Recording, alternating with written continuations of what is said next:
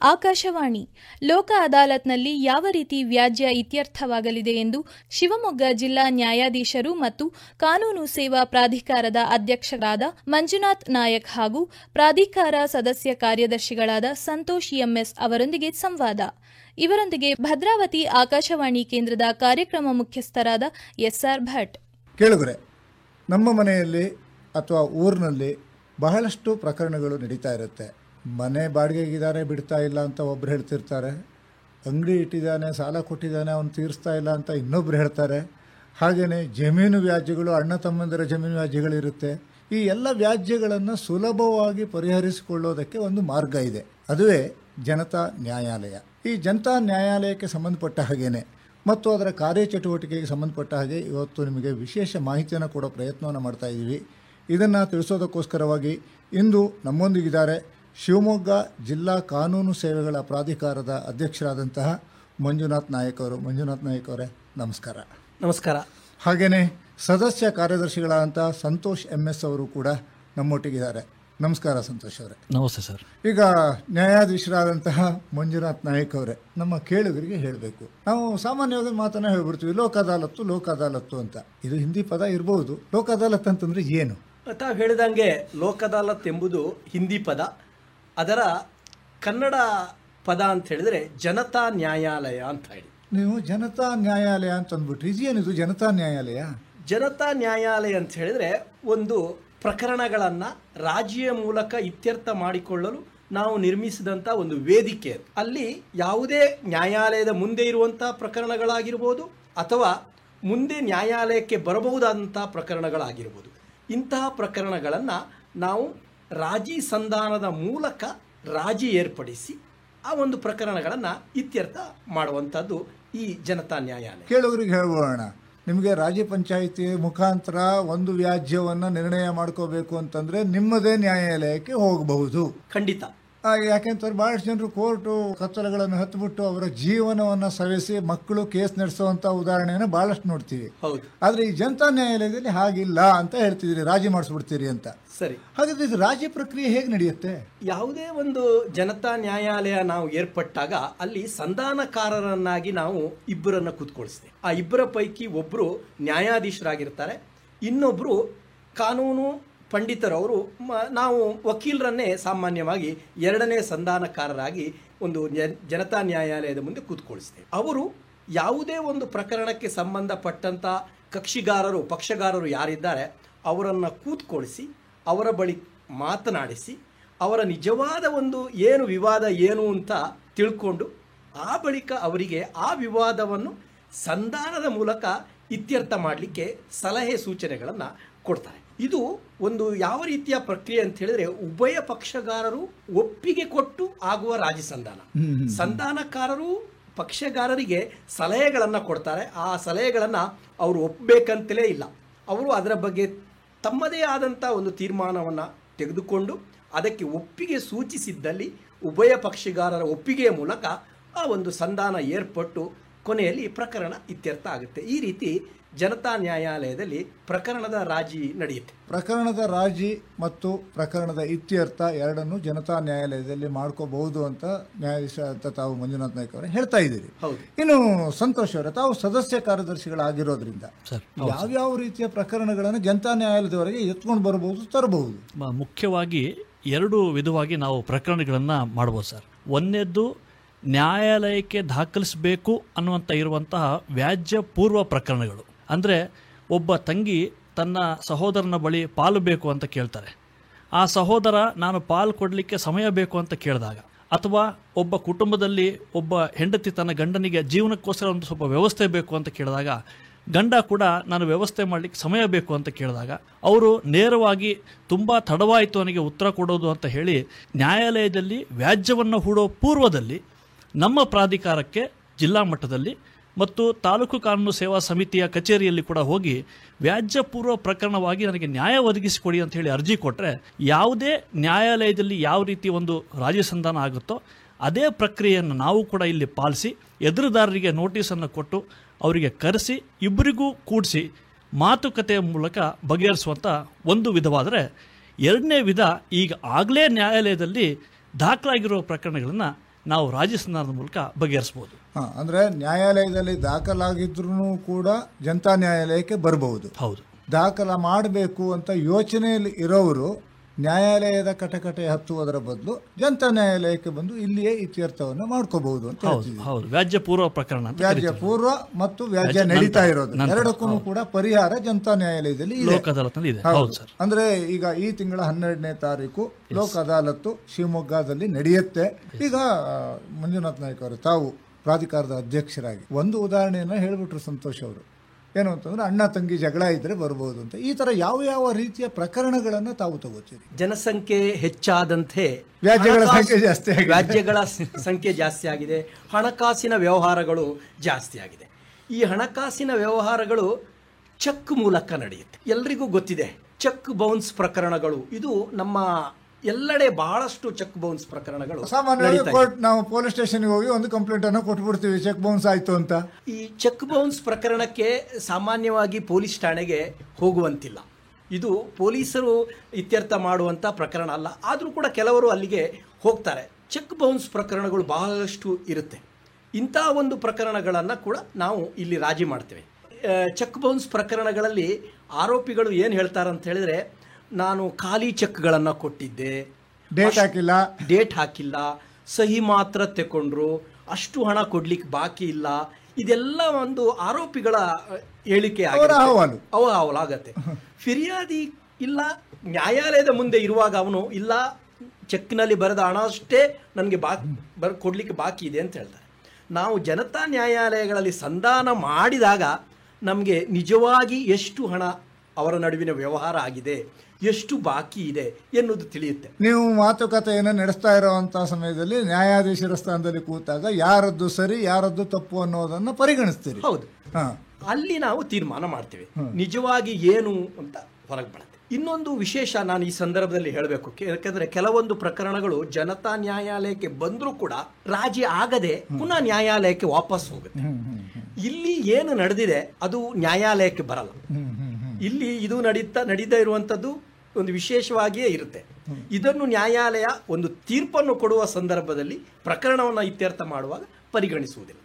ಇದು ಒಂದು ರಾಜಿ ಸಂಧಾನಕ್ಕಾಗಿ ನಡೆಸಿದಂತ ಮಾತುಕತೆ, ಅದಕ್ಕೆ ಸೀಮಿತವಾಗಿರುತ್ತೆ. ಇದು ಕೇವಲ ರಾಜಿಯ ಮೂಲಕ ಇತ್ಯರ್ಥಪಡಿಸೋದ್ರಲ್ಲಿ ಇತ್ಯರ್ಥಪಡಿಸ್ಕೊಳ್ಳಿ, ಇಲ್ಲ ನ್ಯಾಯಾಲಯದಲ್ಲಿ ವಾದ ಮಾಡ್ತೀರಿ ಅಂತಂದ್ರೆ ನೀವು ವಾದ ಮಾಡ್ಕೊಳ್ಳಿ ಅಂತ ತಾವು ಹೇಳ್ಬಿಡ್ತೀರಿ. ಈಗ ಚೆಕ್ ಬೌನ್ಸ್ ಆಯ್ತು, ಜಮೀನಿನ ಅಣ್ಣ ತಂಗಿ ವ್ಯಾಜ್ಯ ಇರಬಹುದು, ಅದೇ ರೀತಿಯಲ್ಲಿ ಬೇರೆ ಕ್ರಿಮಿನಲ್ಗಳು ಕೂಡ ಇದರಲ್ಲಿ ಬರುತ್ತಾ? ಹೌದು, ಈಗ ತಾವು ಕೇಳಿರ್ಬೋದು ಹೊಸದಾಗಿ ಬಂದ BNSS ಅಂತ ಕ್ರಿಮಿನಲ್ ಪ್ರಕ್ರಿಯಾ ಸಂಹಿತೆ, ಅಲ್ಲಿ ಒಂದು ಕಾನೂನಿನ ನಿಬಂಧನೆ ಇದೆ. ಯಾವ ಕ್ರಿಮಿನಲ್ ಪ್ರಕರಣಗಳನ್ನು ನಾವು ರಾಜಿ ಮಾಡಬಹುದು ಅಂತ, ಯಾವ ಪ್ರಕರಣಗಳನ್ನು ರಾಜಿ ಮಾಡ್ಲಿಕ್ಕೆ ಆಗಲ್ಲ ಎನ್ನುವುದನ್ನು ಅಲ್ಲಿ ವಿವರಿಸಲ್ಪಟ್ಟಿದೆ. ಘೋರ ಪ್ರಕರಣಗಳಿದೆ, ಕೊಲೆ, ದರೋಡೆ, ಇಂತಹ ಪ್ರಕರಣಗಳು ರಾಜಿ ಮಾಡಬಹುದಾದಂತಹ ಪ್ರಕರಣಗಳಲ್ಲ. ಕೆಲವೊಂದು ರಾಜಿ ಮಾಡಬಹುದಾದಂತಹ ಪ್ರಕರಣಗಳು ಯಾವುದಿದೆ ಅದು ಪೊಲೀಸರು ದಾಖಲು ಮಾಡಿದ್ರು ಕೂಡ ಅದು ಕೂಡ ಇಲ್ಲಿ ರಾಜಿಯಲ್ಲಿ ಇತ್ಯರ್ಥ. ಅಂದ್ರೆ ಪೊಲೀಸ್ ಕೇಸ್ ದಾಖಲಾದ್ರೂ ಕೂಡ ಹೌದು ಇಲ್ಲಿ ನೀವು ಇತ್ಯರ್ಥ ಮಾಡೋದಕ್ಕೆ ಸಾಧ್ಯ ಇದೆ. ಆದ್ರೆ ಆ ಒಂದು ನಿಬಂಧನೆ ಏನು ಅಂತ ಹೇಳಿದ್ರೆ ಅದು ಆ ಒಂದು ಏನು ಕಾನೂನಿನಲ್ಲಿ ರಾಜಿ ಮಾಡಬಹುದಾದಂತಹ ಪ್ರಕರಣ ಅಂತ ಇರಬೇಕು. ಇನ್ನು ಕೆಲವೊಮ್ಮೆ ಏನು ಮಾಡ್ಬಿಡ್ತಾರೆ ಅಂತಂದ್ರೆ, ಅಕ್ಕಪಕ್ಕದ ಮನೆಯವರು ಬೇರೆ ಬೇರೆ ಕಾರಣಗಳಿಗೋಸ್ಕರ ಹೊಡೆದಾಟಗಳನ್ನು ಜಗಳಗಳನ್ನು ಮಾಡಿ ಒಂದಿಷ್ಟು ಕೇಸ್ಗಳು ಆಗಬಹುದು. ಆ ಕೇಸನ್ನು ಕೋರ್ಟ್ನಲ್ಲಿ ತಗೊಂಡಂತ ಸಮಯದಲ್ಲಿ ಅದು ಕೂಡ ಇಲ್ಲಿ ಜನತಾ ನ್ಯಾಯಾಲಯಕ್ಕೆ ಬರಬಹುದಾ? ಹೌದು, ಖಂಡಿತವಾಗಿಯೂ. ಅಲ್ಲಿ ಏನೆಲ್ಲ ಒಂದು ಸೆಕ್ಷನ್ಸ್ ಗಳನ್ನು ಹಾಕಿದ್ದಾರೆ ಅದು ರಾಜಿ ಮಾಡಬಹುದಾದಂತಹ ಸೆಕ್ಷನ್ಗಳಾಗಿದ್ದಲ್ಲಿ ಖಂಡಿತ ಲೋಕ ಅದಾಲತ್ನಲ್ಲಿ ರಾಜಿ ಸಂಧಾನದ ಮೂಲಕ ನಾವು ಇತ್ಯರ್ಥವನ್ನ ಮಾಡಿ ಅದನ್ನು ಬಗೆಹರಿಸ್ತೇವೆ. ಈಗ ಒಂದು ಸಂತೋಷ್ ಅವರ, ತಾವು ಈ ಹಲವಾರು ಕೇಸ್ಗಳನ್ನು ಇತ್ಯರ್ಥ ಮಾಡಿರೋ ಒಂದು ಆಧಾರದ ಮೇಲೆ ಒಂದೆರಡು ಎಕ್ಸಾಂಪಲ್ಗಳನ್ನ ಹೇಳಿದ್ರೆ ನಮ್ಮ ಕೇಳುಗರಿಗೆ ಸ್ಪಷ್ಟ ಆಗುತ್ತೆ ಯಾವ ತರ ಕೇಸ್ ಬರಬಹುದು. ಸಾಮಾನ್ಯವಾಗಿ ಈ ಲೋಕ್ ಅದಾಲತ್ ಪ್ರಕ್ರಿಯೆ ಮಾಡೋ ಮೂಲ ಉದ್ದೇಶ ಏನು ಅಂತ ಹೇಳಿದ್ರೆ, ನಾವು ಇಬ್ಬರು ವ್ಯಕ್ತಿಗಳ ಮಧ್ಯೆ ಇರುವಂತಹ ಒಂದು ಭಿನ್ನಾಭಿಪ್ರಾಯ ಅಥವಾ ವ್ಯಾಜ್ಯ ಬೇರೆ ಇರ್ತದೆ. ನ್ಯಾಯಾಲಯಕ್ಕೆ ನಾವು ತರುವಾಗ ಅದರ ಸ್ವರೂಪ ಕಾನೂನುಬದ್ಧವಾಗಿ ನಾವು ತರ್ತೇವೆ. ಒಂದು ಉದಾಹರಣೆ ತಮಗೆ ಕೊಡಬೇಕು ಅಂತ ಹೇಳಿದ್ರೆ, ಈಗ ಕಳೆದ ಒಂದು 4-5 ತಿಂಗಳ ಕೆಳಗೆ ಒಂದು ಚೆಕ್ ಬೌನ್ಸ್ ಪ್ರಕರಣವನ್ನ ನನಗೆ ರಾಜಿ ಸಂಧಾನಕ್ಕೆ ಪ್ರಯತ್ನ ಮಾಡಬೇಕು ಅಂತ ಜಿಲ್ಲಾ ಕಾನೂನು ಸೇವಾ ಪ್ರಾಧಿಕಾರ ಸದಸ್ಯ ಕಾರ್ಯದರ್ಶಿಯಾಗಿದ್ದ ಕಾರಣ ಗೌರವಾನ್ವಿತ ನ್ಯಾಯಾಲಯದಿಂದ ನನಗೆ ಅದು ಬಂತು.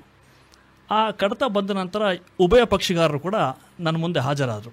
ಉಭಯ ಪಕ್ಷಗಾರರು ಹಾಜರಾದ ನಂತರ ನಾನು ಕೇಳಿದಾಗ ದೂರುದಾರರು ಹೇಳಿದರು, ನಾನು ಈ ಆರೋಪಿಗೆ 5 ಲಕ್ಷ ಹಣ ಕೊಟ್ಟಿದ್ದೆ. ಆ ಹಣ ಕೊಟ್ಟಿದ್ರ ಪ್ರಕಾರ ಅವ್ರು ನನಗೆ ಚೆಕ್ ಕೊಟ್ಟರು. ನಾನು ಅವರ ಬ್ಯಾಂಕ್ ಅಕೌಂಟ್ ಎಲ್ಲಿತ್ತೋ ಆ ಬ್ಯಾಂಕಿಗೆ ಕೊಟ್ಟೆ.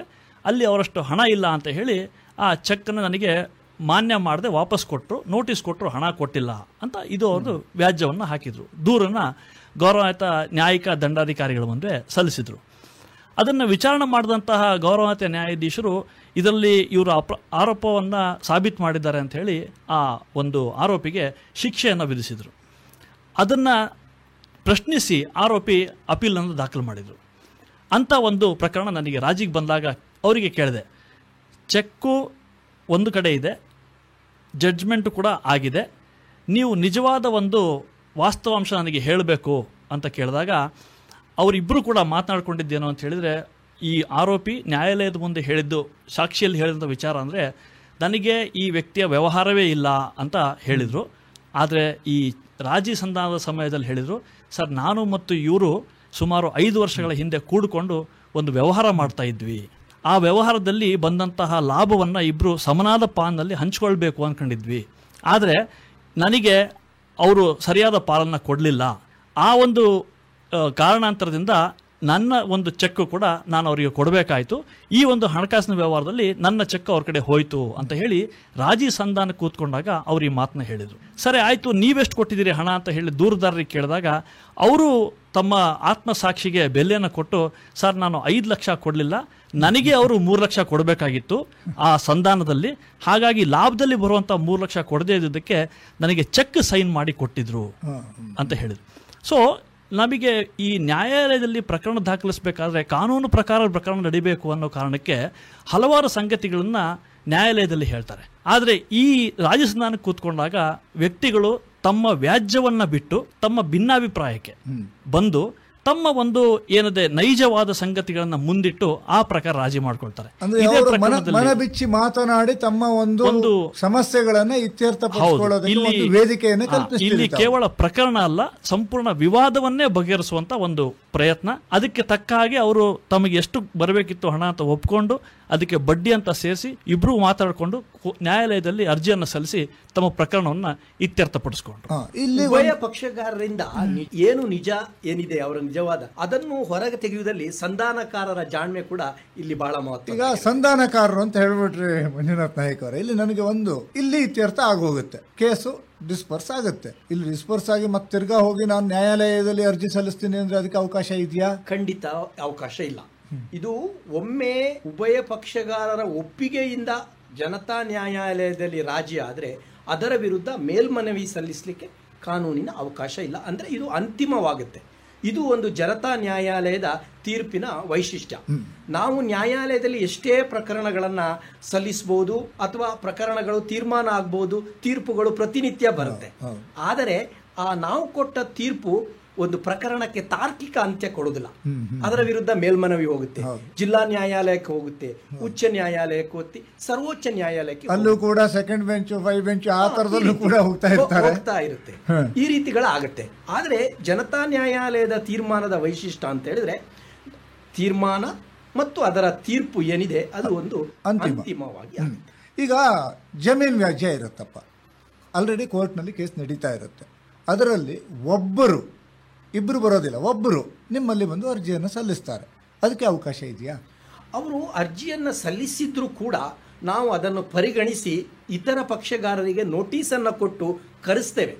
ಬನ್ನಿ, ಇವರು ಅರ್ಜಿಯನ್ನು ಕೊಟ್ಟಿದ್ದಾರೆ, ರಾಜಿ ಮಾಡಲಿಕ್ಕೆ ಒಂದು ವೇದಿಕೆ ಕೇಳಿದ್ದಾರೆ, ನೀವು ಕೂಡ ಬನ್ನಿ ಮಾತನಾಡೋಣ ಅಂತ ನಾವು ಕರಿತೇವೆ. ಅವರು ಬಂದರೆ ಯಾವ ರೀತಿ ಪ್ರಕ್ರಿಯೆ ನಡೆಯುತ್ತೋ ನಡೆಯುತ್ತೆ.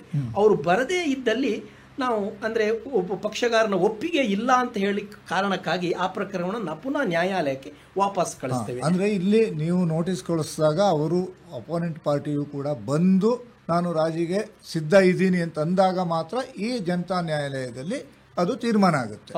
ಈಗ ಡೈವರ್ಸ್ ಕೇಸ್ ಇರುತ್ತಪ್ಪ, ಡೈವರ್ಸ್ ಕೇಸು ಬರ್ಬೋದಾ? ಒಂದು ವಿಷಯ ಸರ್, ನಾನು ಎಲ್ಲ ಸಿವಿಲ್ ಪ್ರಕರಣಗಳು ಈ ಒಂದು ಲೋಕ ಅದಾಲತಿಗೆ ಬರ್ಬೋದು ಅಂತ ಆಗಲೇ ಹೇಳಬೇಕಾದ್ರೆ ಒಂದು ವಿಷಯ ಹೇಳಿದೆ. ಕೆಲವು ಸಿವಿಲ್ ಪ್ರಕರಣಗಳು ಈ ಲೋಕ ಅದಾಲತಲ್ಲಿ ಬರಲ್ಲ. ಯಾಕೆ ಅಂತ ಹೇಳಿದರೆ ನಮ್ಮ ಹಿಂದೂ ವಿವಾಹ ಕಾಯ್ದೆಗೆ ಸಂಬಂಧಪಟ್ಟಂಗೆ ಹಿಂದೂ ದಂಪತಿಯ ಮಧ್ಯೆ ಆಗಿರುವಂತಹ ವಿವಾಹ ವಿಚ್ಛೇದನ ನ್ಯಾಯಾಲಯದ ಡಿಕ್ರಿ ಮೂಲಕವೇ ಆಗಬೇಕು ಅನ್ನುವಂಥ ಒಂದು ನಿರ್ಬಂಧನೆ ಇದೆ. ಆ ಕಾರಣಕ್ಕಾಗಿ ನಾವು ಇಂಥ ಪ್ರಕರಣಗಳನ್ನು ಲೋಕ್ ಅದಾಲತ್ನಲ್ಲಿ ಗಂಡ ಹೆಂಡತಿ ಇಬ್ಬರು ಒಪ್ಕೊಂಡ್ರೂ ಕೂಡ ನಾವು ಇದನ್ನು ಅಲ್ಲಿ ಬಗೆಹರಿಸೋದಿಲ್ಲ. ಅವರು ಗಂಡ ಹೆಂಡತಿ ನ್ಯಾಯಾಲಯದ ಮುಂದೆ ಬರಬೇಕು, ಅವರೇ ಸಾಕ್ಷಿಯನ್ನು ನುಡಿದು ಅದಕ್ಕಾಗಿ ಸಮ್ಮತಿಗಾಗಿ ಮತ್ತೆ ಸಪರೇಟ್ ಅಲ್ಲಿ ಒಂದು ಪ್ರತ್ಯೇಕವಾದಂಥ ಒಂದು ಪ್ರಕ್ರಿಯೆ ಇದೆ. ಅದಕ್ಕೆ ನಾವು ರಾಜಿ ಮಾಡ್ಕೊಂಡಿದ್ದೀವಿ ಅಂತ ಹೇಳಿ ಕೂಡ ಅವರು ಸಾಕ್ಷಿ ಕೊಡಬೇಕು ಕೋರ್ಟಿಗೆ. ಆ ಒಂದು ಸಾಕ್ಷಿಯನ್ನು ಪರಿಗಣಿಸಿ ನ್ಯಾಯಾಲಯವೇ ಅವರಿಗೆ ಸಮ್ಮತಿ ಇರುವಂತಹ ವಿಚ್ಛೇದನ ಡಿಕ್ರಿಯನ್ನು ಕೊಡ್ತದೆ. ಇದನ್ನು ಹೊರತುಪಡಿಸಿ ಲೋಕ್ ಅದಾಲತ್ನಲ್ಲಿ ವಿಚ್ಛೇದನಕ್ಕೆ ಅವಕಾಶ ಇಲ್ಲ. ಆದರೆ ವಿಚ್ಛೇದನದ ಒಂದು ಪ್ರಕರಣ ಹಾಕಿದ್ದಾಗ ನಾವು ಅದನ್ನು ಲೋಕ್ ಅದಾಲತ್ನಲ್ಲಿ ಅವರಿಬ್ಬರನ್ನ ಕರೆಸಿ ಅವರನ್ನು ಮಾತುಕತೆ ಮಾಡಿಸಿ ಅವರನ್ನು ಒಂದುಗೂಡಿಸಿ ಕಳಿಸ್ತೇವೆ. ಅದು ಜನತಾ ನ್ಯಾಯಾಲಯದಲ್ಲಿ ಆಗುತ್ತೆ. ಅಂದ್ರೆ ಈ ತರ ನನಗೊಂದು ಮೆಂಟಾಲಿಟಿ ಇದೆ, ನಿಮ್ಗೆ ಸ್ವಲ್ಪ ನಮ್ಮನ್ನ ಒಗ್ಗೂಡಿಸಿ ಅಂತ ಅರ್ಜಿಯನ್ನು ಕೊಟ್ರೆ ಅದು ಕೂಡ ಇತ್ಯರ್ಥ. ಅವರು ಕೇವಲ ಅರ್ಜಿಯನ್ನು ಕೊಡಬೇಕಾಗಿಲ್ಲ, ನ್ಯಾಯಾಲಯಕ್ಕೆ ಪ್ರಕರಣವನ್ನ ನಡೆಸ್ತಾ ಇರುವಾಗ ಇದು ಮನಗಟ್ಟಾಗುತ್ತೆ. ಇವರ ನಡುವಿನ ವಿವಾದ ಅಷ್ಟೇನು ದೊಡ್ಡದಲ್ಲ, ಇದು ಮಾತುಕತೆಯಲ್ಲಿ ಬಗೆಹರಿಸುವಂತದ್ದು. ಕೌಟುಂಬಿಕ 4 ಜನರನ್ನ ಮನೆಯ ಹಿರಿಯಸ್ಥರು ಸೇರಿ ಮಾತುಕತೆ ಆದರೆ ಮುಂದೆ ಅವರ ಒಂದು ಜೀವನ ಒಟ್ಟಿಗೆ ನಡಿಬಹುದು ಅಂತ ನ್ಯಾಯಾಲಯಕ್ಕೆ ಮನವರಿಕೆ ಆದರೆ ಎಂತಹ ಪ್ರಕರಣಗಳನ್ನು ಕೌಟುಂಬಿಕ ನ್ಯಾಯಾಲಯ ಲೋಕ ಅದಾಲತ್ಗೆ ಕಳಿಸಿ ಅಲ್ಲಿ ಮಾತುಕತೆಯಾಗಿ ಅವರು ಒಟ್ಟು ಮಾಡಿ ಕಳಿಸ್ತೇವೆ ನಾವು. ಜನತಾ ನ್ಯಾಯಾಲಯದಲ್ಲಿ ಹಾಗೇನೆ ಈಗ ಸಂತೋಷ್ ಅವರು ಹೇಳಿದ ಹಾಗೇನೆ ಸಿವಿಲ್ ವ್ಯಾಜ್ಯಗಳಲ್ಲಿ ಮ್ಯಾಕ್ಸಿಮಮ್ ಜನತಾ ನ್ಯಾಯಾಲಯಕ್ಕೆ ಬರುವುದಕ್ಕೆ ಅವಕಾಶ ಇದೆ. ಕ್ರಿಮಿನಲ್ ಅಲ್ಲಿ ಕೆಲವೊಂದು ಕ್ರಿಮಿನಲ್ ಪ್ರಕರಣಗಳು ಕೂಡ ಜನತಾ ನ್ಯಾಯಾಲಯಕ್ಕೆ ಬರೋದಕ್ಕೆ ಅವಕಾಶ ಇದೆ.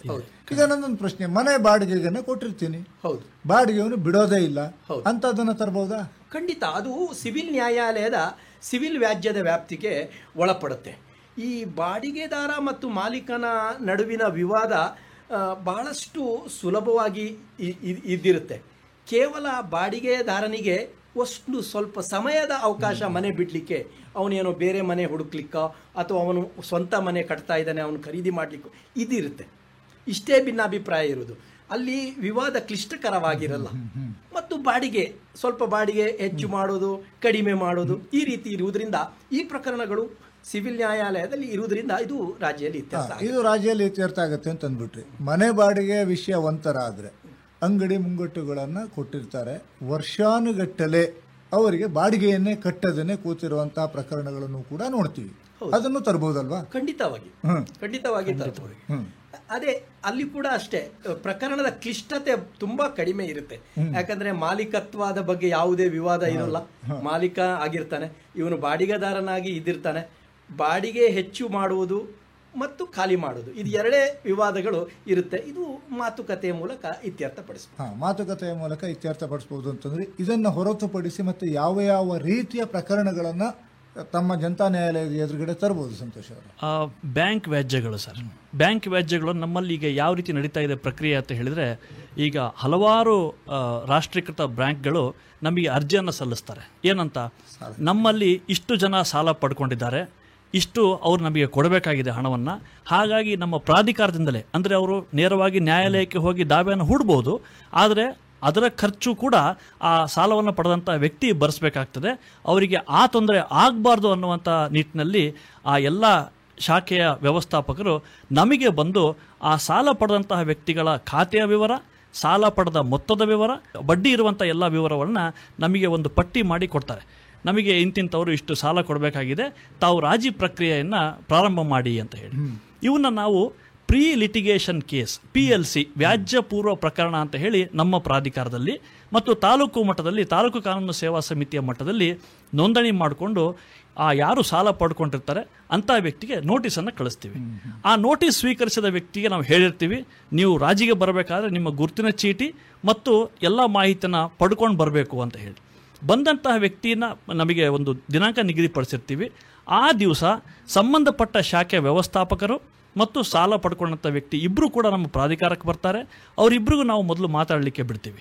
ಅವರು ಒಬ್ರಿಗೊಬ್ರು ಮಾತಾಡಿಕೊಂಡು ಇಷ್ಟು ಅಸಲು, ಅದಕ್ಕೆ ಇಷ್ಟು ಬಡ್ಡಿ, ಇಷ್ಟು ಹಣ ಪಾವತಿ ಮಾಡಲಿಕ್ಕೆ ಇಷ್ಟು ಸಮಯ ಅಂತ ಮಾತಾಡಿಕೊಂಡು ನಮಗೆ ಹೇಳ್ತಾರೆ. ಸೊ ಅಂಥ ಪ್ರಕರಣಗಳು ವ್ಯಾಜ್ಯಪೂರ್ವ ಆಗಿರಬಹುದು, ಅಥವಾ ಆ ಒಂದು ಪ್ರಕರಣದಲ್ಲಿ ಯಾರೂ ಒಪ್ಪದೆ ನ್ಯಾಯಾಲಯದಲ್ಲಿ ದಾವೆಯನ್ನು ದಾಖಲಿಸಿದ್ರೂ ಕೂಡ ಬ್ಯಾಂಕ್ ಪ್ರಕರಣಗಳನ್ನು ಕೂಡ ನಾವು ರಾಜಿ ಮಾಡ್ತೀವಿ. ಅಲ್ಲದೆ ಜೀವನಾಂಶ ಪ್ರಕರಣಗಳು, ಗಂಡನ ವಿರುದ್ಧ ಹೆಂಡತಿ ದಾಖಲು ಮಾಡಿರ್ತಾರೆ, ನನಗೆ ಜೀವನಾಂಶ ಕೊಡಬೇಕು ಗಂಡ ಅಂತ ಹೇಳಿ, ಅಂಥ ಪ್ರಕರಣಗಳು ಕೂಡ ನಾವು ರಾಜಿ ಮಾಡ್ಕೊಳ್ಬೋದು. ಮತ್ತು ಈಗ ನಾವು ಚೆಕ್ ಬೌನ್ಸ್ ಪ್ರಕರಣ ಅಂತ ಆಗಲೇ ಸಾಹೇಬರು ಹೇಳಿದರು, ಚೆಕ್ ಬೌನ್ಸ್ ಪ್ರಕರಣಗಳಲ್ಲೂ ಕೂಡ ನಾವು ರಾಜಿ ಮಾಡ್ಕೊಳ್ಬೋದು. ಇದಲ್ಲದೆ ರಾಜಿ ಮಾಡಬಹುದಾದ ಕ್ರಿಮಿನಲ್ ಪ್ರಕರಣಗಳನ್ನು ಕೂಡ ಅಲ್ಲದೆ ಮತ್ತು ಪಾಲು ವಿಭಾಗ ದಾವೆಗಳು ಮತ್ತು ಇತರೆ ಎಲ್ಲ ಸಿವಿಲ್ ದಾವೆಗಳು, ಈಸ್ಮೆಂಟ್ರಿ, ನನ್ನ ಜಮೀನಿಗೆ ಹೋಗಲಿಕ್ಕೆ ಮತ್ತೊಬ್ಬರು ದಾರಿ ಬಿಡ್ತಾ ಇಲ್ಲ ಅಂತ ಹೇಳೋದಾಗಿರ್ಬೋದು, ಅಥವಾ ನನ್ನ ಸಂಬಂಧಪಟ್ಟ ಮಾಲೀಕತ್ವದ ಜಮೀನು ಇವರು ಒತ್ತುವರಿ ಮಾಡ್ಕೊಂಡಿದ್ದಾರೆ ಅನ್ನುವಂಥ ಪ್ರಕರಣ ಆಗಿರ್ಬೋದು. ಇಂಥ ಎಲ್ಲ ಪ್ರಕರಣಗಳನ್ನು ಕೂಡ ನಾವು ರಾಜಿಗೆ ತಗೊಂಡು ಹೋಗ್ಬೋದು. ಇನ್ನೊಂದು ಉದಾಹರಣೆ ಕೊಡೋದು ಅಂತ ಹೇಳಿದ್ರೆ, ಈಗ ಬಹಳಷ್ಟು ನಡೀತಾ ಇರುವಂಥದ್ದು ಖರೀದಿ ಮತ್ತು ಮಾರಾಟದ ಅಗ್ರಿಮೆಂಟ್. ಈ ಅಗ್ರಿಮೆಂಟ್ಗೆ ಸಂಬಂಧಪಟ್ಟಂತ ದಾವೆಗಳು ಈಗ ನ್ಯಾಯಾಲಯದಲ್ಲಿ ಬಹಳಷ್ಟು ಬರ್ತವೆ. ಹಣಕಾಸಿನ ವ್ಯವಹಾರ ಆಗುತ್ತೆ. ಒಬ್ಬ ವ್ಯಕ್ತಿ ತನ್ನ ಮಗಳ ಮದುವೆ ಮಾಡಿಕೊಳ್ಳುವ ಸಲುವಾಗಿ ತುರ್ತು ಹಣದ ಅವಶ್ಯಕತೆ ಇರುತ್ತೆ, ಮನೆ ಕಟ್ಟುವ ಸಲುವಾಗಿ ಒಂದು ಅವಶ್ಯಕತೆ ಇರುತ್ತೆ, ಅಥವಾ ಏನಾದರೂ ವೈದ್ಯಕೀಯ ವೆಚ್ಚವನ್ನು ಮಾಡಬೇಕು. ಇಂತಹ ತುರ್ತು ಹಣದ ಸಂದರ್ಭದಲ್ಲಿ ಅವ ಸಾಲ ತೆಗೆದುಕೊಂಡಾಗ ಅದರ ಭದ್ರತೆಗಾಗಿ ಕೆಲವೊಮ್ಮೆ ಈ ರೀತಿ ಅಗ್ರಿಮೆಂಟ್ಗಳನ್ನು ಮಾಡಿಸಿಕೊಳ್ಳುವಂಥದ್ದಿದೆ. ಆ ಬಳಿಕ ಅದು ನ್ಯಾಯಾಲಯಕ್ಕೆ ಬರುತ್ತೆ. ಇಂಥ ಪ್ರಕರಣಗಳನ್ನು ಕೂಡ ನಾವು ರಾಜ್ಯದಲ್ಲಿ ಇತ್ಯರ್ಥ ಮಾಡ್ತೇವೆ. ಆಗ ನಾವು ಮುಖ್ಯವಾಗಿ ನೋಡ್ತಾ ಇರೋದು ಅವರಿಬ್ಬರ ನಡುವಿನ ವ್ಯವಹಾರ ಒಂದು ನಿಜವಾದ ಖರೀದಿ ವ್ಯವಹಾರವೇ ಅಥವಾ ಅಲ್ವೇ ಅಂತ. ಅದು ಖರೀದಿ ವ್ಯವಹಾರ ಅಲ್ಲ, ಬರೆಸಿಕೊಂಡದ್ದು ಒಂದು ಭದ್ರತೆಗೆ ಆಗಿ ಅಂತ ನಮಗೆ ಮನವರಿಕೆ ಆದರೆ ನಾವು ಉಭಯ ಪಕ್ಷಗಾರರನ್ನ ಮನವರಿಕೆ ಮಾಡಿಕೊಂಡು ಆ ಹಣವನ್ನು ಬಡ್ಡಿ ಸಮೇತ ವಾಪಸ್ ಕೊಡೋದು, ಇದು ಒಂದು ರಾಜಿ ಸಂಧಾನದ ಮೂಲಕ ಇತ್ಯರ್ಥ. ಇದು ಸಾಲದ ಭದ್ರತೆಗಾಗಿ ಮಾಡಿಕೊಂಡಿರೋಂಥ ಒಂದು ಅಗ್ರಿಮೆಂಟು. ಅದರಲ್ಲೂ ಈಗ ವಿಶೇಷವಾಗಿ ಒಂದು ರಿಯಲ್ ಎಸ್ಟೇಟ್ಗಳು ಬಹಳ ಜೋರಾಗಿ ನಡೀತಿರೋದ್ರಿಂದ ಜಮೀನು ಏನು ಮಾಡಿಬಿಡ್ತಾರೆ ಅಂತಂದರೆ, ಒಬ್ಬರ ಹತ್ರ ಅಗ್ರಿಮೆಂಟ್ ಮಾಡ್ಕೊಂಡಿರ್ತಾರೆ, ಇನ್ನೊಬ್ಬರಿಗೆ ಇವರಿಗೆ ಗೊತ್ತಿಲ್ಲದ ಹಾಗೇನೆ ಮಾರಾಟ ಮಾಡಿರ್ತಾರೆ. ಆ ಸಮಯದಲ್ಲಿ ಅಪ್ಲಿಕೇಶನನ್ನು ಹಾಕಿದರೆ ಯಾರು ಈ ಅಗ್ರಿಮೆಂಟ್ ಮಾಡಿಸ್ಕೊಂಡವನು ತಾವು ಇತ್ಯರ್ಥ ಮಾಡ್ತೀರಾ? ಖಂಡಿತ, ಅದು ಕೂಡ ಸಿವಿಲ್ ವ್ಯಾಜ್ಯದ ವ್ಯಾಪ್ತಿಗೆ ಬರುತ್ತೆ. ಇದು ಯಾವ ರೀತಿಯ ಇತ್ಯರ್ಥ ಆಗುತ್ತೆ ಅಂತ ಹೇಳೋದು ಆ ಒಂದು ಪ್ರಕರಣದಲ್ಲಿರುವ ಒಳಗೊಂಡಿರುವ ಅಂಶಗಳ ಮೇಲೆ ಆಗುತ್ತೆ. ಮೊದಲು ಮಾಡಿದ ಅಗ್ರಿಮೆಂಟನ್ನು ಅವರು ಒಪ್ಕೋತಾರೋ, ಮೊದಲು ಮಾಡಿದ ಎಷ್ಟರಲ್ಲಿ ಎಷ್ಟು ಹಣವನ್ನು ಸ್ವೀಕರಿಸಿದ್ದಾರೆ, ಎರಡನೇದು ಖರೀದಿ ಪತ್ರ ಆಗಿದೆಯೋ ಅಥವಾ ಕೇವಲ ಅಗ್ರಿಮೆಂಟ್ ಮಾತ್ರ ಆಗಿದೆಯೋ, ಖರೀದಿ ಪತ್ರ ಆಗಿದ್ರೆ ಸ್ವಾಧೀನ ಹೋಗಿದೆಯೋ, ಇದೆಲ್ಲ ಅಂಶಗಳನ್ನು ನಾವು ಪರಿಗಣಿಸಬೇಕು. ಬ್ಯಾಂಕಿನ ವ್ಯವಹಾರ ಹೇಳಿದ್ರಿ, ಜಮೀನು ವ್ಯವಹಾರ ಹೇಳಿದ್ರಿ, ಸಿವಿಲ್ ಕೇಸ್ ಹೇಳಿದ್ರಿ. ಈ ಮೋಟಾರ್ ವಾಹನಗಳ ವ್ಯವಹಾರಗಳು ಕೂಡ ಒಂದಿಷ್ಟು ನಡೀತಾ ಇರುತ್ತೆ. ಇದಕ್ಕೆ ಸಂಬಂಧಪಟ್ಟಾಗ ಯಾವ ರೀತಿಯಲ್ಲಿ ಸಂತೋಷ್ ಅವರೇ? ಸರ್, ಹೇಗಾಗುತ್ತೆ ಅಂತ ಹೇಳಿದರೆ, ಯಾರ ಕೈಯಲ್ಲೂ ಇರದೇ ಇರುವಂತಹ ಒಂದು ಅಚಾತುರ ನಡೆಯುವಂಥ ಒಂದು ಕೆಲಸ ಅಂತ ಹೇಳಿದರೆ ಅಪಘಾತ. ಹೌದು, ರಸ್ತೆ ಮೇಲಾಗುವಂಥ ಅಪಘಾತ. ಸಾಮಾನ್ಯವಾಗಿ ರಾಷ್ಟ್ರೀಯ ಹೆದ್ದಾರಿಯಲ್ಲಿ ಮಾತ್ರ ನಾವು ಅಪಘಾತ ನೋಡಲ್ಲ, ಊರಲ್ಲಿ ಕೂಡ ಗಂಭೀರವಾದ ಸ್ವರೂಪದ ಅಪಘಾತ ನೋಡ್ತೀವಿ. ಸಾಮಾನ್ಯವಾಗಿ ಎಲ್ಲ ವಾಹನಗಳಿಗೂ ವಿಮೆ ಇರಬೇಕು ಅನ್ನುವಂಥದ್ದು ಕಂಡೀಷನ್. ಆದರೆ ಕೆಲವೊಮ್ಮೆ ಅಪಘಾತವಾಗುವಂಥ ವೆಹಿಕಲ್ಲಿಗೆ, ಒಂದು ವಾಹನಕ್ಕೆ ವಿಮೆ ಇಲ್ಲದೆ ಇದ್ದಾಗ ಆ ನಿಜವಾದ ಮಾಲೀಕನಿಗೆ ಒಂದು ದೊಡ್ಡ ಕುತ್ತು. ಯಾಕೆ ಅಂತ ಹೇಳಿದರೆ, ಅಪ್ರಾಪ್ತ ವಯಸ್ಸಿನ ಮಗನಿಗೆ ಪೋಷಕರು ವಾಹನವನ್ನು ಕೊಟ್ಬಿಡ್ತಾರೆ. ಅವನು ಇಲ್ಲೇ ಹತ್ರ ಹೋಗಿ ಬರ್ತೀನಿ ಅಂತ ಹೇಳಿ ಮಗನೋ ಮಗಳೋ ಹೋಗಬೇಕಾದ್ರೆ ಯಾವುದೋ ಅಚಾತುರ್ಯದಿಂದ ಸಣ್ಣ ಬಾಲಕ ವಾಹನಕ್ಕೆ ಅಡ್ಡ ಬಂದು ಅದಕ್ಕೆ ಅಪಘಾತವಾಗೋದಲ್ಲಿ, ವಯಸ್ಸಾದ ಒಬ್ಬ ವೃದ್ಧರು ರಸ್ತೆಯಲ್ಲಿ ಹೋಗುವಾಗ ಅವರಿಗೆ ಅಪಘಾತವಾಗಿ ತಲೆಗೆ ಪೆಟ್ಟಾಗಿ ಅವರು ಮರಣ ಹೊಂದೋದಾಗಲಿ ಆದಾಗ ಈ ವಾಹನದ ಮಾಲೀಕರಾದವರಿಗೆ ಲಕ್ಷಗಟ್ಟಲೆ ಹಣ ಪರಿಹಾರ ಕೊಡಬೇಕು ಅಂತ ಹೇಳಿ ನ್ಯಾಯಾಲಯ ತೀರ್ಮಾನ ಮಾಡಲಿಕ್ಕೆ ಆಗ್ತದೆ. ಅಂಥ ವ್ಯಾಜ್ಯಗಳು ಮೋಟಾರ್ ವೆಹಿಕಲ್ ಕ್ಲೇಮ್ ಪೆಟಿಷನ್ ಅಂತ ನಾವೇನು ಕರಿತೀವಿ, MVC ಕೇಸಸ್ ಅಂತ ಹೇಳಿ, ಅಂಥ ಪ್ರಕರಣಗಳಲ್ಲಿ ಕೂಡ ಈ ಇನ್ಶೂರೆನ್ಸ್ ಕಂಪ್ನಿ ಇನ್ಶೂರೆನ್ಸ್ ಇದ್ದರೂ ಕೂಡ ನಮ್ಮ ಮುಂದೆ ಬಂದು ಈ ಪ್ರಕರಣ ರಾಜಿ ಮಾಡ್ಕೊಳ್ತೀವಿ ಅಂತ ಹೇಳ್ತಾರೆ. ಇಲ್ಲ, ಇನ್ಶೂರೆನ್ಸ್ ಕಂಪ್ನಿದು ನಮ್ಮದು ಲಯಬಿಲಿಟಿ ಇಲ್ಲ, ನಮಗೆ ಹೊಣೆಗಾರಿಕೆ ಇಲ್ಲ ಅಂತ ಅನ್ಬೇಕಾದ್ರೆ ಅದರ ಮಾಲೀಕರು ಬಂದು ನಾವು ಇದನ್ನ ರಾಜಿ ಮಾಡ್ತೀವಿ ಅಂತ ಅಂದ್ಕೊಂಡು ಅಂತಲ್ಲಿ ಕೂಡ ಇಷ್ಟು ಪರಿಹಾರ ಮೊತ್ತ ನಾವು ಅವ್ರಿಗೆ ಕೊಡ್ತೀವಿ, ನೊಂದವರಿಗೆ ಕೊಡ್ತೀವಿ ಅಂತ ಹೇಳಿ ನಿಗದಿಪಡಿಸಿ ಈ ಒಂದು ಲೋಕ ಅದಾಲತ್ನಲ್ಲಿ ಅತ್ಯಂತ ತ್ವರಿತಗತಿಯಲ್ಲಿ, ಅಂದರೆ ರಾಜಿ ಮಾಡಿಕೊಂಡ ಬಹಳಷ್ಟು ಅಂದರೆ ಒಂದು 2 ರಿಂದ 3 ತಿಂಗಳ ಒಳಗೆ ಹಣ ಸೆಟ್ಲ್ ಆಗುವಂಥ ಒಂದು ಒಳ್ಳೆಯ ಪ್ರಕ್ರಿಯೆ ಇದಾಗಿದೆ. ಇನ್ನು ಕಾನೂನು ಸೇವೆಗಳ ಪ್ರಾಧಿಕಾರ ಶಿವಮೊಗ್ಗ ಜಿಲ್ಲೆಯದ್ದು, ಇದು ಲೋಕ ಅದಾಲತ್ ನಡೆಸೋದು ಒಂದಾಯಿತು. ಮಂಜುನಾಥ್ ನಾಯ್ಕ ಅವರೇ, ತಾವು ಇದರ ಅಧ್ಯಕ್ಷರಾಗಿರೋದ್ರಿಂದ ಈ ಕಾನೂನು ಸೇವೆಗಳ ಪ್ರಾಧಿಕಾರ ಬೇರೆ ಯಾವೆಲ್ಲ ಚಟುವಟಿಕೆಯನ್ನು ಮಾಡುತ್ತೆ? ಲೋಕ ಅದಾಲತನ್ನು ಹೊರತುಪಡಿಸಿ ನಾವು ಕಾನೂನಿನ ಅರಿವು ಕಾರ್ಯಕ್ರಮಗಳನ್ನು ಎಲ್ಲ ಕಡೆಗೂ ಏರ್ಪಡಿಸ್ತೇವೆ. ನಾವು ಇಲ್ಲಿ ಯುವ ಜನರನ್ನು ಮತ್ತು ವಿದ್ಯಾರ್ಥಿಗಳನ್ನು ಈ ಒಂದು ಕಾರ್ಯಕ್ರಮಕ್ಕೆ ಕರೆಸಿ ಮಾಡ್ತಾ ಇದ್ದೇವೆ. ಮುಖ್ಯ ಯಾಕೆಂದರೆ ಅವರು ಮುಂದಿನ ಪ್ರಜೆಗಳಾಗಿರ್ತಾರೆ. ಅವರಿಗೆ ಕಾನೂನಿನ ಅರಿವನ್ನು ಕೊಟ್ಟಲ್ಲಿ ಮುಂದೆ ನಮ್ಮ ಒಂದು ಒಳ್ಳೆಯ ಸಮಾಜ ಬರ್ಬೋದು ಎನ್ನುವ ಉದ್ದೇಶಕ್ಕಾಗಿ ಕಾನೂನಿನ ಅರಿವನ್ನು ನಾವು ಏರ್ಪಡಿಸ್ತೇವೆ. ಇನ್ನೊಂದು ಕಾನೂನಿನ ನೆರವು ಕೂಡ ಕೊಡ್ತೇವೆ. ಯಾರ್ಯಾರಿಗೆ ಅವರ ಸ್ವಂತ ಆರ್ಥಿಕವಾಗಿ ಅವರು ಸದೃಢರಾಗಿದ್ದ ಇಲ್ವೋ, ಅವರಿಗೆ ವಕೀಲರನ್ನು ನೇಮಕ ಮಾಡಲಿಕ್ಕೆ ಸಾಧ್ಯ ಇಲ್ಲೋ ಅಂಥವರಿಗೆ ನಾವು ಕಾನೂನಿನ ನೆರವನ್ನು ಕೊಡ್ತೇವೆ. ಅವರು ನಮ್ಮ ನ್ಯಾಯಾಲಯಕ್ಕೆ ನಾನು ಪ್ರಕರಣ ದಾಖಲು ಮಾಡುವ ಸಂದರ್ಭದಲ್ಲಾಗಿರ್ಬೋದು ಅಥವಾ ಈಗಾಗಲೇ ನ್ಯಾಯಾಲಯದಲ್ಲಿರುವ ಪ್ರಕರಣಗಳಾಗಿರ್ಬೋದು ಅಲ್ಲಿ ಅವರು ನನಗೆ ವಕೀಲರನ್ನು ನೇಮಿಸುವ ಸಾಮರ್ಥ್ಯ ಇಲ್ಲ ಅಂತ ಹೇಳಿದರೆ ಅವರನ್ನು ನಾವು ಕಾನೂನು ಸೇವೆಗಳ ಪ್ರಾಧಿಕಾರಕ್ಕೆ ಕಳಿಸ್ಕೊಡ್ತೇವೆ.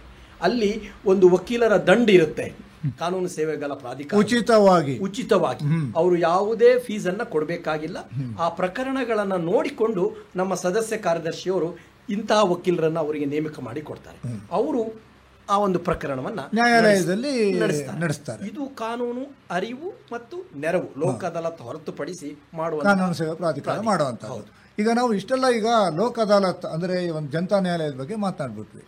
ಇಲ್ಲಿ ಏನಾದರೂ ನಾವು ಅರ್ಜಿ ಕೊಡುವಾಗ ಫೀಸ್ ಕಟ್ಟಬೇಕಾಗತ್ತಾ? ಖಂಡಿತ ಇಲ್ಲ. ಯಾವುದೇ ರೀತಿಯ ಫೀಸನ್ನು ನೀವು ಕಟ್ಟಬೇಕಾಗಿಲ್ಲ. ನಿಮ್ಮ ಯಾವುದೇ ಪ್ರಕರಣಗಳು ಅದು ಒಂದು ಜನತಾ ನ್ಯಾಯಾಲಯದ ವ್ಯಾಪ್ತಿಗೆ ಬರುತ್ತೆ ಎನ್ನುವುದು ಒಂದೇ ಅರ್ಹತೆ ಸಾಕಾಗುತ್ತೆ. ನ್ಯಾಯಾಧೀಶರ ಸಮ್ಮುಖದಲ್ಲಿ ನಡೆಯೋದ್ರಿಂದ ನ್ಯಾಯವಾದಿಗಳನ್ನು ಏನಾದರೂ ಕಟ್ಟಬೇಕಾಗತ್ತಾ? ನಾನು ಅವಶ್ಯಕತೆ ಇರುವುದಿಲ್ಲ. ನೀವು ನಿಮ್ಮ ಪ್ರಕರಣಗಳನ್ನು ನೀವು ಸ್ವತಃ ನಡೆಸಬಹುದು. ಅದಕ್ಕೂ ಕೂಡ ನ್ಯಾಯವಾದಿಗಳನ್ನು ಕಟ್ಟೋದಕ್ಕೂ ಅವಕಾಶ ಇದೆ. ಕಟ್ಟುವುದಕ್ಕೂ ಕೂಡ ಅವಕಾಶ ಇದೆ. ತಾವು ನ್ಯಾಯವಾದಿಗಳನ್ನು ನೇಮಿಸಿಕೊಳ್ಳಬಹುದು. ನೇಮಿಸಿಕೊಳ್ಳದೆ ಕೂಡ ತಾವು ಸ್ವತಃ ಕೂಡ ಬಂದು ತಮ್ಮ ಒಂದು ಅಪೀಲನ್ನು ನೇರವಾಗಿ ತಮ್ಮ ಎದುರುಗಡೆಗೆ ಅವರು ಮಂಡಿಸಬಹುದು. ಇಷ್ಟೆಲ್ಲ ಹೇಳಿದ ನಂತರದಲ್ಲಿ ಶಿವಮೊಗ್ಗ ಜಿಲ್ಲೆಯಲ್ಲಿ ರಾಷ್ಟ್ರದಾದ್ಯಂತ 12ನೇ ತಾರೀಕು ನಡೆಯುತ್ತೆ. ಸಾಮಾನ್ಯವಾಗಿ 2ನೇ ಶನಿವಾರ ಇರುತ್ತೆ ಅಂತ ಅಂದ್ಕೊಂಡಿದ್ದೀನಿ. ಅದೇ ರೀತಿಯಲ್ಲಿ ನನಗೆ ಅದೇ ದಿವಸ ಅರ್ಜಿ ಕೊಡಬೇಕಾ ಅಥವಾ ಅರ್ಜಿಯನ್ನು ಪ್ರತಿದಿನ ಕೊಟ್ಕೊಂಡು ಹೋಗಬಹುದಾ? ಇಲ್ಲ, ಈ ಪ್ರಕ್ರಿಯೆ ನಡೀತಾ ಇರುತ್ತೆ. ಇವತ್ತು ಕೂಡ ತಾವು ನಮ್ಮ ಕಾನೂನು ಸೇವೆಗಳ ಪ್ರಾಧಿಕಾರಕ್ಕೆ ಬಂದು ನನ್ನ ಪ್ರಕರಣ ಈ ರೀತಿ ಇದೆ, ರಾಜಿ ಮಾಡಿಕೊಡಿ ಅಂತ ಕೇಳಿ. ಅಂದ್ರೆ ಇದು ಯಾವಾಗ ಬೇಕಿದ್ರೂ ಅರ್ಜಿಯನ್ನು ಕೊಡಬಹುದು. ಯಾವಾಗಲೂ ತಾವು ಕಚೇರಿಯ ಕೆಲಸದ ಅವಧಿಯಲ್ಲಿ ಬಂದು ಅರ್ಜಿಯನ್ನು ಸಲ್ಲಿಸಬಹುದು. ನಾನು ಎಲ್ಲಿ ಹೋಗಿ ಅರ್ಜಿ ಕೊಡಬೇಕು? ಪ್ರತಿ ತಾಲೂಕಿನಲ್ಲಿ ಕೂಡ ತಾಲೂಕು ಕಾನೂನು ಸೇವಾ ಪ್ರಾಧಿಕಾರ ಅಂತ ಇದೆ. ಅಲ್ಲಿ ನೀವು ಹೋಗಬೇಕಾಗುತ್ತೆ. ಜಿಲ್ಲಾ ಕೇಂದ್ರದಲ್ಲಿ ಜಿಲ್ಲಾ ಕಾನೂನು ಸೇವೆಗಳ ಪ್ರಾಧಿಕಾರ ಇದೆ. ಅಂದ್ರೆ ನಾವು ಇಲ್ಲಿಯವರು ಜಿಲ್ಲೆಯವರು ಜಿಲ್ಲಾ ಕೇಂದ್ರ ಬಂದು ಸಲ್ಲಿಸಬಹುದು. ಇಲ್ಲ ತಾಲೂಕಿನಲ್ಲಿ ಇದ್ರೆ ತಾಲೂಕಿನಲ್ಲಿ ಸಲ್ಲಿಸಬಹುದು. ಈಗ ತಾಲೂಕಿನಲ್ಲಿ ನಡೆಸಿದಂತ ಪ್ರಕರಣ ಜಿಲ್ಲಾಗೆ ಬರುತ್ತಾ? ಇಲ್ಲ ಅಂತಂದ್ರೆ ತಾಲೂಕಿನಲ್ಲೇ ಇತ್ಯರ್ಥ. ತಾಲೂಕಿನಲ್ಲಿಯೇ ಪ್ರತಿ ತಾಲೂಕಿನಲ್ಲಿ ಕೂಡ ಜನತಾ ನ್ಯಾಯಾಲಯ 12ನೇ ತಾರೀಕಿನಂದು ನಡೆಯುತ್ತೆ. ಆದ್ದರಿಂದ ಆ ತಾಲೂಕು ವ್ಯಾಪ್ತಿಗೆ ಒಳಪಟ್ಟ ಪ್ರಕರಣಗಳು ಅಲ್ಲಿಯೇ ಇತ್ಯರ್ಥ ಆಗುತ್ತೆ. ಯಾವಾಗ ಬೇಕಿದ್ರೂ ಅವರು ಅರ್ಜಿಯನ್ನು ಕೊಡಬಹುದು. ಯಾವುದೇ ರೀತಿಯ ಫೀ ಕಟ್ಟೋ ಹಾಗಿಲ್ಲ. ಲಾಯರ್ನ ಅವಶ್ಯಕತೆ ಇರೋದೇ ಇಲ್ಲ. ಬೇಕಿದ್ರೆ ಕಟ್ಕೋಬಹುದು. ರಾಜಿ ಪಂಚಾಯತ್ಗೆ ಮೂಲಕ ಒಂದು ಸಾರಿ ಇತ್ಯರ್ಥವಾದ ಪ್ರಕರಣಕ್ಕೆ ಮೇಲ್ಮನವಿಗೆ ಹೋಗುವುದಕ್ಕೆ ಅವಕಾಶ ಇರೋದಿಲ್ಲ. ಇದು ಫೈನಲ್ ಒಂದು ವರ್ಡಿಕ್ಟ್ ಆಗಿರುತ್ತೆ ಅನ್ನೋದನ್ನು ಕೇಳುಗರಿಗೆ ಹೇಳ್ತಾನೆ. ತಾವು ಮಂಜುನಾಥ್ ನಾಯ್ಕ ಅವರೇ ಜಿಲ್ಲಾ ನ್ಯಾಯಾಧೀಶರು ಹೌದು, ಅದರೊಟ್ಟಿಗೆ ಜಿಲ್ಲಾ ಕಾನೂನು ಸೇವೆಗಳ ಪ್ರಾಧಿಕಾರದ ಅಧ್ಯಕ್ಷರು ಹೌದು.